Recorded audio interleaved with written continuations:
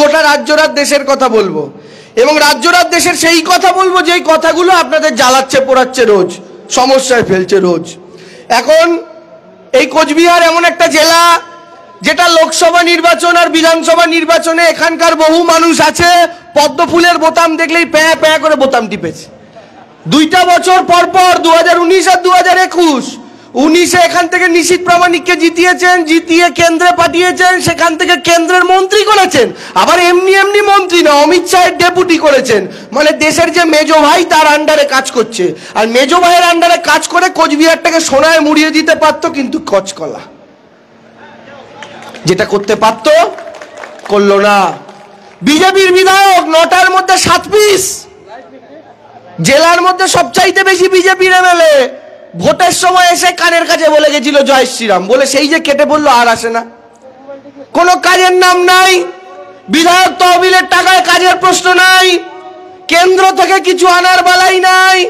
এদিকে দেখেন BJP vote পাইলো, পেক পালিয়ে গেল। আর মমতা ব্যানার্জি কোচবিহার জেলা থেকে লাস্ট 2টো নির্বাচনে অত ভোট পায়নি, কিন্তু তারপরেও দেখুন আপনার ঘরে যদি সরকারি 10টা প্রকল্প পৌঁছে থাকে, আমি গ্যারান্টি দিয়ে বলতে পারি 10টা প্রকল্প ওই দিদির করা, মোদির একটাও প্রকল্প নাই। হ্যাঁ, তাহলে লাভের লাভ কি হলো? বিজেপিকে ভোট দিয়েছেন। আর বিজেপিকে ভোট দেওয়ার কারণ কি? 2019-এর লোকসভা, আমি কয়েকজনের সাথে কথা বলেছিলাম লোকসভা ভোটের পর। আমি একজনকে জিজ্ঞেস করলাম, কাকা লোকসভায় বিজেপিকে ভোট দিলে কেন? কাকা আমায় অবাক করা উত্তর দেয়, বলে দেখো নাই মোদি পাকিস্তানে বোম মারছে। এই ভালো কথা, মোদি পাকিস্তানে বোম মারছে তাই তুমি ভোট দিছো? বলে হ্যাঁ। বলছি কাকা পাকিস্তানে বোম মারুক, পাকিস্তানে উড়ায় দিক, আমাদের তো কিছু যায় আসে না, শত্রু দেশ, কিন্তু ইনস্টলমেন্টে বোম মারে কেন? প্রতি ভোটের আগে একটা করে বোম মারে, ভোটে যেতে আবার 4 বছর চুপ থাকে, এইটা কেন? কোনোদিন দেখেছেন লোকসভা ভোটে জেতার পর পাকিস্তানে বোম মারছে? একটা উদাহরণ দিন না। ঠিক লোকসভা ভোটে 2 মাস আগে বোম মারে কেন? কারণ 2 মাস আগে বোম মারলে ওইটা নিয়ে রাজনীতি করা যাবে।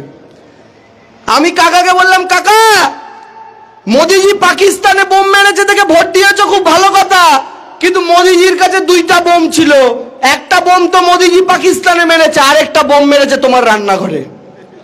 কাকা বলে কিভাবে? কাকা মোদির বোম বুড়িমার বোমের চেয়েও ভারী, দেখবে এমন বোম মোদিজি মারলো 400 টাকার গ্যাস ধপাস করে 1200। এই বোমটা মজার না? এই বোমটা তো আরো সুন্দর বোম। এই বোম আবার ফাটে জোরে। এবার দেখেন জয় শ্রীরাম করে ভোট নিয়েছে, আপনিও ভোট দিয়েছেন, আনন্দ করতে করতে পদ্ম ফুলে ভোট দিয়েছেন। তারপরে গ্যাসের দাম 400 থেকে 1200 শুধু করেই মোদিজি থেমে থাকলো না। মোদিজি বলল মানুষগুলো আমায় ভোট দিয়েছে, জিতিয়েছে, তাদেরকে আমি একটু ভালোবাসা ফিরিয়ে দেব না। কি ভালোবাসা? মোদিজি বলল, মা তোমরা 20 টাকা লিটার কেরোসিন তেল কিনছো, এটা কি করে হতে পারে? 20 টাকা লিটার কেরোসিন কেউ কেনে? চলো আজ থেকে কেরোসিন তেল 120 টাকা, আনন্দ করো। মোদিজির ভালোবাসা। আপনি ভোট দিয়েছেন, মোদিজি ভালোবাসা ফিরিয়ে দেবে না? এই করতে করতে আপনি দেখলেন মোদিজি এত ভালোবাসা দিয়েছে, ডালের দাম, সর্ষের তেলের দাম, ওষুধের দাম, দুধের দাম, পাউরুটির দাম, মোবাইলের রিচার্জ, কেবিলের রিচার্জ সবই দিনে দিনে বাড়তে থাকে। কিন্তু বাড়লেও তো আপনার কথা বলার জো নেই, কারণ আপনি তো জানেন ভুলটা অন্য জায়গায় হয়েছিল। কি? জয় শ্রীরাম বলেছে, ভোট দিয়ে দিয়েছি। একটা কথার উত্তর দিন তো মায়েরা দাদারা। আমি আসার সময় দেখলাম মাইকের আওয়াজ অনেক দূর পর্যন্ত যাচ্ছে। যারা যারা এই মুহূর্তে বাজারে বাজার করছেন, দোকানে বসে আমার বক্তব্য শুনছেন, যারা যারা এই মুহূর্তে রাস্তায় হাঁটতে হাঁটতে আমার বক্তব্য শুনছেন, সবার কাছে আমি একটা প্রশ্ন করতে চাই। নরেন্দ্র মোদী রাজনীতিতে আসার আগেও কি আমি আপনি রামের নাম জানতাম না? জানতাম। অন্তত আমার কথা বলতে পারি, বেশি না 27 বছর বয়স, যখন বাচ্চা ছিলাম, ছোট ছিলাম, মাঝে মধ্যে ভূতের ভয় পেতাম। বাবা কি বলতো জানেন? বাবা মায়েরা বলতো ভূতের ভয় পেলে একটা কবিতা বলবি, কি? ভূত আমার পুত, পেতনি আমার ঝি, রাম লক্ষণ বুকে আছে, করবি আমার কি? সেই সময় কিন্তু আমরা রামকে চিনি। বিজেপি এসে আজকে রামকে চেনাচ্ছে নতুন করে। আর আমি আপনাদের কাছে জিজ্ঞেস করতে চাই, রাম তো মন্দিরে ছিলেন, ধূপে, ধুনোয়, পুজোয়, আরতিতে। রামের পক্ষে এটা সম্মানের না অসম্মানের আপনারা বলুন, যে এই বদমাইশগুলো রামচন্দ্রকে মন্দিরের সিংহাসন থেকে টেনে রাজনীতির নোংরামিতে নামালো, এটা সম্মান না অসম্মান রামের জন্য? আপনাদের জিজ্ঞাসা করতে চাই, আরে আমার বাড়িতে লক্ষ্মী ঠাকুরের ছবি, লক্ষ্মী ঠাকুরের ঘট আছে, আমার ঠাকুমা যদি বেঁচে থাকতো আর আমি যদি মা লক্ষ্মীর ছবিটা সিংহাসন থেকে টেনে রাস্তায় নামাতাম, ঠাকুমা আমায় মুড়ো ঝাঁটা দিয়ে পিটতো। কি বলতো জানেন?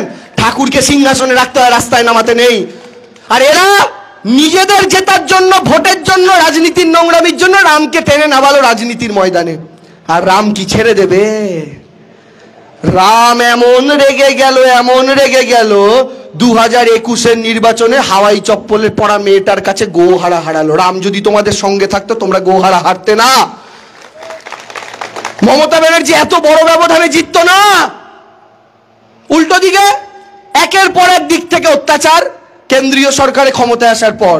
কিন্তু আমি জিজ্ঞাসা করতে চাই, কেন্দ্র থেকে কি নিশীথ প্রামাণিক একটাও এইমস আনতে পেরেছে? কেন্দ্রীয় বিশ্ববিদ্যালয় আনতে পেরেছে? নতুন রেলপথ করতে পেরেছে? না। পঞ্চানন বর্মা ইউনিভার্সিটি থেকে মেডিকেল কলেজ কে করেছে? মমতা ব্যানার্জি। উত্তরবঙ্গ দক্ষিণবঙ্গকে কানেক্ট করার জন্য এত জায়গায় রেল লাইন কে করে গেছিল? রেলমন্ত্রী মমতা ব্যানার্জি। এত সুন্দর সুন্দর ট্রেন কে করে গেছিল? মমতা ব্যানার্জি। কিন্তু কাজ করে মরে একটা মেয়ে, আর শুধু রামের নাম করে ভোট নিয়ে ওরা বেরিয়ে যায়। তাহলে কি হবে জানেন তো? এইরকম যদি চলতে থাকে, আমরা দিদিকে একদিন বলবো হাত জোর করে, দিদি তুমি আর এত খেটে মরো না, তোমার এত প্রকল্প আর কাজ করে লাভ নেই। কেন করবে? কারণ তুমিও বিজেপির মতো জয় শ্রীরাম বলা শিখে নাও, তোমাকেও কাজ করতে হবে না, ভোটের আগে জয় শ্রীরাম বলবে, জিতে যাবে। কিন্তু আমি জানি দিদি সেই শেষমেশ বলবে। মায়ের মন তো, মায়ের মন, এবং সেই মায়ের মন এমন যে আপনারা একটা জিনিস ভেবে দেখুন, নরেন্দ্র মোদী 400 টাকার গ্যাসটা যখন 1200 টাকা করলো, আমাদের দিদির তো কষ্ট হচ্ছে, কারণ দেখছে আপনাদের কিনতে হচ্ছে। কিন্তু দিদি তো কমাতে পারছে না। কি করে কমাবে? দামটা তো কেন্দ্রীয় সরকার বাড়াচ্ছে, মোদি বাড়াচ্ছে। দিদির মনে কষ্ট, মানুষগুলো কষ্ট পাচ্ছে, দেখছে। কি করা যায়, কি করা যায়? দিদি ভাবলেন, ভাবতে ভাবতে হঠাৎ একদিন সিদ্ধান্ত নিলেন যে মানুষগুলোকে বাঁচাতেই হবে, এই গ্যাসের দামে তো মোদি মেরে ফেলবে এদের। কি করা যায়? দিদি তখন একটা বুদ্ধি করে ভাবলেন যে একটা কাজ করি, যে টাকাটা নরেন্দ্র মোদি সাধারণ মানুষের থেকে গ্যাসের দামে কেটে নিচ্ছে, যে এক্সট্রা টাকাটা, ওই টাকাটাই আমি আজ থেকে লক্ষ্মীর ভান্ডার প্রকল্পের মাধ্যমে আমার মায়েদের কাছে আরো একবার ফেরত দিয়ে দেবো। এটা ভাবলেন মমতা ব্যানার্জি। এই হচ্ছেন মা। বিজেপির নেতারা পাড়ায় এলে আমার তরফ থেকে একটা প্রশ্ন করবেন, বলবেন দেবাংশু এসে বলে গেছে, দাদা আপনারা এইটা একটু উত্তর দিন। কি? সোজা চ্যালেঞ্জ। এত বড় বড় কথা তো ওনারা বলেন, ওনাদেরকে বলুন যে একটা জিনিস হলে পরের সব ভোট বিজেপিকে আমরা দেবো। কি? যে মমতা ব্যানার্জি যদি ফ্রিতে রেশনের চাল দিতে পারে, তাহলে সেটা ফোটানোর জন্য গ্যাস সিলিন্ডারটা মোদিজিকে প্রত্যেক মাসে ফ্রিতে দিতে হবে। দি করা সবাই মিলে ভোট দিয়ে দেবেন নাচতে নাচতে। চ্যালেঞ্জ করবেন বিজেপিকে যে দিদি এত কিছু দিলে বাবা তোমরা কেন দেবে না? ভোটটা তো আমরা তোমাদেরকে দিয়েছি গত 2-3 বার, কিন্তু কোনো উত্তর পাবেন না। কিন্তু এগুলো কেন করে জানেন বিজেপি? কারণ একটাই কারণ, কারণ মোদিজি আর গরিবদের প্রধানমন্ত্রী নেই, তিনি এখন আম্বানি আদানিদের প্রধানমন্ত্রী হয়ে গেছেন, কোটিপতিদের প্রধানমন্ত্রী হয়ে গেছেন। আর আপনি ভাববেন কি করে বলছি এ কথা? নরেন্দ্র মোদী একসময় চা বিক্রি করতেন। চা বিক্রেতাকে আমরা সবাই ভোট দিয়ে প্রধানমন্ত্রী বানালাম এই কারণে, ভাবলাম যে লোকটা চা বিক্রি করত সে নিশ্চয়ই প্রধানমন্ত্রী হয়ে ওই গরিবের কষ্টটা বুঝবে, কারণ সে চায়ের দোকান চালিয়েছে। প্রধানমন্ত্রী করলাম, বাবু প্রধানমন্ত্রী হলেন, প্রধানমন্ত্রী হয়েই তার রব পাল্টে গেল। প্রধানমন্ত্রী হওয়ার পর যিনি চা বিক্রি করতেন তিনি নিজের জন্য একটা স্যুট কিনলেন। জানেন একটা স্যুটের দাম কত? শুনলে মাথা খারাপ করবে। একটা স্যুট কিনলেন, সেই একটা স্যুটের দাম 10 লাখ টাকা। একটা স্যুট। আপনি বলবেন কি আছে রে ভাই, হিরের নাকি স্যুট? এইরকম সুন্দর স্যুট। আমার এখানে বোতামগুলো দেখছেন প্লাস্টিকের, ওগুলো বোতামগুলো সোনার। আমার পাঞ্জাবিতে দেখছেন সোনার কাজ, নরেন্দ্র মোদীর স্যুটে হচ্ছে এই সুতোর কাজ, নরেন্দ্র মোদীর স্যুটে হচ্ছে সোনার কাজ। এবার আমি আপনাদের জিজ্ঞেস করি, যে লোকটা এত গরিব ছিল এক সময়, চা বিক্রি করতো বলে দাবি করতো, সে প্রধানমন্ত্রী হয়ে কি এত বড় ফুটুনি কখনো করতে পারে? পারে না। এখানেই থেমে থাকলো না। এরপর নরেন্দ্র মোদী হঠাৎ একদিন সিদ্ধান্ত নিলেন, আর 10 লাখের স্যুট অনেক পড়েছি, কি করব? বলে এবার একদিন একটা প্লেন কিনবো, বিমান। আপনারা একটা বাইক কেনার আগে 2 বার ভাবেন, পারবো তো টাকা জোগাড় করতে? একটা টোটো সাইকেল কেনার আগে 4 বার ভাবেন। মোদিজি সব ভাবলো না, একটা প্লেন কিনলো। প্লেনটার দাম কত?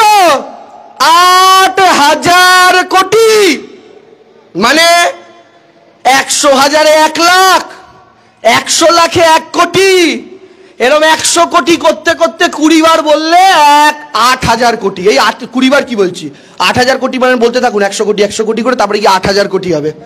আমেরিকা থেকে একটা প্লেন কিনলেন, যে চা বিক্রি করতো এক সময় বলে দাবি করতো, যে গরিবের যন্ত্রণা বুঝেছে, সে 8,000 কোটি প্লেন কিনে খরচ করতে পারে? পারে না। উল্টো দিকে মমতা ব্যানার্জিকে দেখুন, মমতা ব্যানার্জি মুখ্যমন্ত্রী, তিনিও নিজের জন্য একটা প্লেন কিনতে পারতেন 8,000 কোটি দিয়ে। প্রধানমন্ত্রী কিনতে পারলে মুখ্যমন্ত্রীও কিনতে পারে। দিদি কি বললেন? না, নরেন্দ্র মোদী নিজের জন্য 8,000 কোটির প্লেন কিনুক, ওই 8,000 কোটি দিয়ে আমি নিজের জন্য প্লেন কিনবো না, বরং ওই টাকাটাই মিড ডে মিলে ছড়িয়ে দিয়ে আমার বাচ্চা ছেলে মেয়েগুলোকে মিড ডে মিলে মাংস আর ডিম খাওয়াবো। দিদি সেই দিন থেকে ছড়িয়ে দিলেন। ইনি হচ্ছেন মমতা ব্যানার্জি। আর বিজেপির এই নেতাগুলো রোজ এই মহিলাটাকে সকাল থেকে রাত অব্দি গালাগাল করে। আরেকটা দেখবেন পাগলা ষাঁড় আছে শুভেন্দু, সব সময় দেখলেই মনে হয় এই গুটিয়ে দেবে, সব সময় ক্ষিপ্ত হয়ে আছে, মুখে মিষ্টতা নাই, জন্মের সময় মুখে কেউ মধু দিয়েছে বলে তো মনে হয় না, সারাক্ষণ একটা খেপা বোম, যেন মনে হচ্ছে পোলতেতে আগুন লাগাবে আর ফাটবে, এইরকম অবস্থা, কোনো মিষ্টতা নাই। মমতা ব্যানার্জিকে দিন রাত গালাগাল করে যায়, কি সুখ পায় জানি না। আর এমন একজন নেত্রীকে গালাগাল করে যে নেত্রী ওকে ছোট থেকে বড় করলো, জিরো ছিল, তাকে মন্ত্রী, তার বাবার এমপি, তার ভাইরে এমপি, তার গোষ্ঠী শুদ্ধ পদে পদ, তারপরে কি অমিত শাহর পায়ে গিয়ে লুটোপুটি খেলো। আজকে বিজেপির অবস্থা দেখুন, বিজেপির যত নেতা বড় বড় সব কটা হচ্ছে তৃণমূলের ছাটমাল। কেন বলছি? বিজেপির অরিজিনাল লিডার ছিল দিলীপ ঘোষ, বেচারা দিলীপ ঘোষটাকে সাইড করে দিয়েছে। এখন দিলীপ দারে দেখলে কষ্ট হয়, কত কষ্ট করে বিজেপি সংগঠন দাঁড় করালো এই রাজ্যে। শুভেন্দু ফুভেন্দুরা এসে বলে দিলীপ দা সাইড, এখন আমরা রাজত্ব করব। কে? এ রাজ্যের বিরোধী দলনেতা শুভেন্দু অধিকারী, তৃণমূলের বাতিল প্রোডাক্ট। এরা আপনাদের এখানকার এমপি নিশীথ প্রামাণিক, তৃণমূলের বাতিল প্রোডাক্ট। রাজ্যের বিরোধী দলনেতা ডেপুটি মিহির গোস্বামী, কোচবিহারের নাটাবাড়ির এমএলএ, তিনিও কে? প্রাক্তন তৃণমূল। তা আপনি বলবেন যে এত তৃণমূল বিজেপি প্রাক্তন এত পচা জিনিস পেল কোথায়? কিভাবে পেল জানেন? আমি 21-এর বিধানসভা ভোটে ওটা বলতাম, আপনাদের এখানে আসা হয়নি তাই আরেকবার বলি। আপনারা মায়েরা যারা আছেন, মায়েরা রান্না করেন তো, রান্না করার সময় দেখবেন মায়েরা পচা আলু পচা সবজি পেলে ফেলে দেন, দেন না? আলুর মধ্যে একটু পোকা দাগ থাকলে আলুটা ফেলে দেন, রান্না করেন না? পটলের মধ্যে একটা পোকা থাকলে ফেলে দেন, পেঁয়াজ কাটলে পোকা থাকলে ফেলে দেন। তো আমাদের দিদিও তো মহিলা, দিদিও রান্না বান্না করেন, তো আমাদের দিদিও রান্না করছিলেন এরকম, আলু কাটছিলেন পচা বেরোচ্ছিল, জানলা দিয়ে ফেলে দিচ্ছিলেন, পটল কাটছিলেন পচা বেরোচ্ছিল, জানলা দিয়ে ফেলে দিচ্ছিলেন, এরকম তৃণমূলের যে পচা মালগুলো বেরোচ্ছিল দিদি জানলা দিয়ে ফেলে দিচ্ছিলেন। এবার দিদি তো জানলা দিয়ে ফেলে দিচ্ছিলেন, দিদি দেখতেই পাননি যে জানলার বাইরে অমিত শাহ বাটি নিয়ে দাঁড়িয়েছিল, ওই পচা মালগুলোকে নিয়ে গিয়ে সব বিজেপির পার্টি তৈরি করেছে। তাহলে যে দলটা তৈরি তৃণমূলের বাতিল প্রোডাক্টে, সেই দলটা কি উন্নতি করবে, কি কাজ করবে? তাহলে এই হচ্ছে ভারতীয় জনতা পার্টির অবস্থা। এই জন্য কাম কাজে কিছু নাই, শুধু ধর্ম ধর্ম করে ধর্ম বুঝিয়ে বুঝিয়ে যায়। আমি আপনাদেরকে বলি, মমতা ব্যানার্জি মুখ্যমন্ত্রী হওয়ার পর যে যে প্রকল্পগুলো, তার আগে তো সিপিএম এর 34 বছরের সরকার ছিল। কত বছর? 34 বছর। আপনারা আমাকে বলুন তো, 34 বছর একটা দল ক্ষমতায় ছিল, 34 তিনটে সরকারি প্রকল্পের নাম কেউ মনে করে বলতে পারবেন সিপিএম এর সময় পেতেন? পারবেন না। তাহলে 34 বছরেও তো সরকারের কাছে টাকা ছিল, ওই টাকাগুলো যেত কোথায়? সব লোকাল কমিটি, জোনাল কমিটি, ভাগ বটোয়ারা হয়ে গল্প শেষ, মানুষের কাছে প্রকল্প পৌঁছতো না। দিদি প্রথম ক্ষমতায় আসার পর দেখালেন প্রকল্প পৌঁছানো কাকে বলে। আপনার ছেলে মেয়েটা স্কুলে গেলে মিড ডে মিল, ডিম মাংস সোয়াবিন, স্কুলে যাওয়ার জন্য জুতো মোজা বই খাতা, স্কুলে যাওয়ার জন্য সবুজ সাথী সাইকেল, 18 বছর বয়স হলে কন্যাশ্রী, বিয়ের জন্য দরকার হলে রূপশ্রী, ঝকঝকে রাস্তা, চকচকে আলো, এত ব্রিজ, লক্ষ্মীর ভান্ডার, জয় বাংলা, স্বাস্থ্যসাথীর কার্ড, বিনামূল্যে চিকিৎসা, একের পর এক প্রকল্প যদি দেখতে থাকেন দেখবেন আপনাদেরই কারোর কারোর ঘরে 2, 3, 4টে করে প্রকল্প আছে। কে করলেন? মমতা ব্যানার্জি। এইখানেই বিজেপি, সিপিএম, কংগ্রেসের রাগ। কেন? কি হলো? বড়লোক বাপের বেটাদের জন্য কেন কাজ হচ্ছে না? কেন গরিবের জন্য কাজ হবে? কেন মধ্যবিত্তের জন্য কাজ হবে? কেন একটা মহিলা মুখ্যমন্ত্রী হবে? গোটা দেশের সবকটা রাজ্যে পুরুষ মুখ্যমন্ত্রী, এ রাজ্য থেকে একখানা মহিলা মুখ্যমন্ত্রী। কেন? কেন এই মেয়েটা বড় লোকদের জন্য কাজ না করে গরিবদের ঘর ভরাবে? কেন মধ্যবিত্তদের ঘর ভরাবে? এই হাওয়াই চটিকে টেনে নামা। সবাই সঙ্গবদ্ধ হলো, কিন্তু কি দেখা গেল?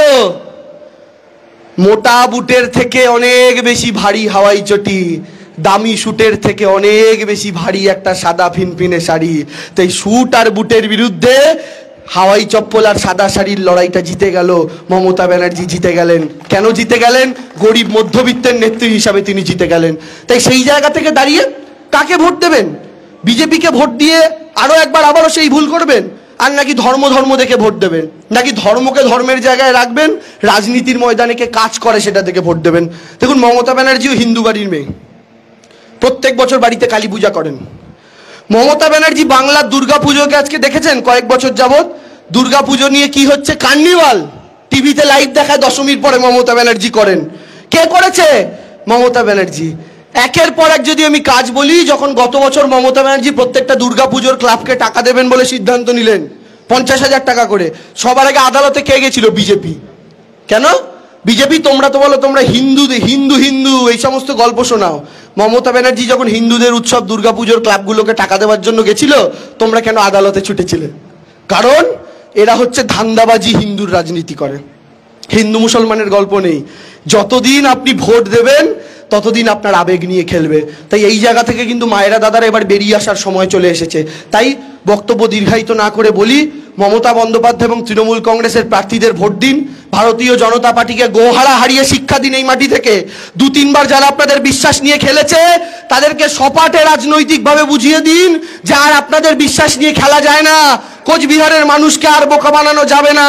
নাটাবাড়ি থেকে তুফানগঞ্জের মানুষ, কোচবিহার উত্তর থেকে কোচবিহার দক্ষিণের মানুষ, দিনহাটা থেকে শুরু করে মেকলিগঞ্জের মানুষ, তারা আর বোকা হবে না। তারা পদ্ম ফুলকে ভোট দিয়ে আর পদ্ম ফুলের নিচে থাকা পদ্ম গোখরোটার ফাঁদে পড়বে না। তারা এবার জোড়া ফুলে রাজ্যটা ভরিয়ে দিয়ে আরো একবার সবুজ বাংলার শপথ করে দিদিকে বলবে, দিদি পঞ্চায়েত তো তোমায় দিলাম, এবার দিদি বহু বছরের বঞ্চনাকে ছাড়িয়ে বাংলা থেকে হাওয়াই চপ্পল পরা একটা মেয়ে আস্তে আস্তে দিল্লির দিকে গিয়ে যাক, বাংলার মেয়েটা দিল্লির গদিতে গিয়ে আবার বসুক। এই শপথ গ্রহণ আমাদেরকে কিন্তু এই মাটি থেকে মায়েরা দাদারা করতে হবে। তাই আসন্ন পঞ্চায়েত নির্বাচনে তৃণমূল প্রার্থীদের ভোট দিন। অনেকক্ষণ আপনারা বসে আছেন, শুধু আপনাদের থেকেই প্রতিশ্রুতি শুনে যেতে চাই। দিদির পাশে আছেন তো? গলার জোরে শুনতে চাই, আছেন তো? আচ্ছা, যারা দিদির পাশে আছেন, যাদের পকেটে ফোন আছে, মোবাইলের টর্চটা জ্বালান।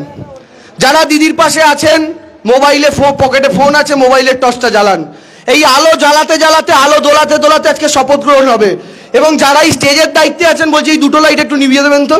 স্টেজের দায়িত্বে যারা আছেন এই দুটো লাইট একটু নিভিয়ে দিন, স্টেজের লাইটটা নিভিয়ে দিন যারা স্টেজের দায়িত্বে আছেন। এবং আপনাদের যাদের কাছে মোবাইল আছে, দিদিকে সমর্থন করছেন, আলো জ্বালান। যাদের কাছে মোবাইল আছে, আলোটা দোলাতে দোলাতে শপথ হবে, স্লোগান হবে। এখন আলোটা কেউ নেভাবেন না। এই যে দূর দূরান্ত থেকে আলো দেখতে পাচ্ছি, সেই আলো আপনাদের প্রত্যেককে বলি, এবার আলো দোলাতে দোলাতে স্লোগান দেবেন, মমতা ব্যানার্জি।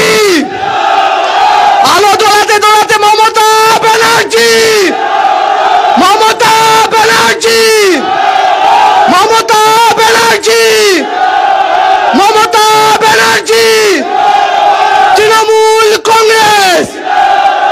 আলো দোলাতে দোলাতে তৃণমূল কংগ্রেস, মমতা ব্যানার্জি। জয় বাংলা, জয় বাংলা, জয় বাংলা। চিৎকার করে বলুন, খেলা হবে তো? খেলা হবে তো? খেলা হবে। চক্রান্তের জবাব দেবেন। খেলা হবে। জয় হিন্দ, জয় বাংলা, জয় জননেত্রী। খুব ভালো থাকবেন। Thank you.